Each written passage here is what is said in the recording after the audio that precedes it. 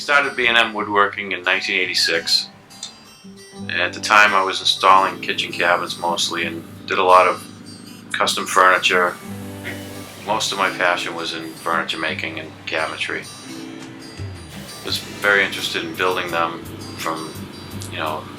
building them to suit customers' needs. And instead of just the particle board cabinets, I wanted to build something a little nicer for people. One of my favorite styles is inset flush cabinetry. It would be with a face frame where the doors are flush with the face frame.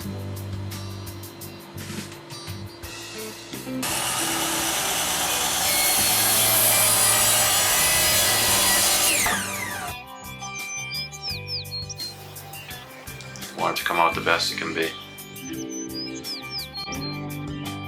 It begins with a piece of wood.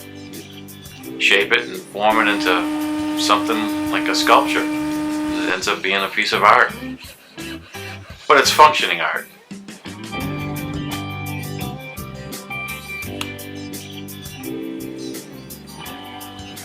Custom means built to suit, fit the space that's needed,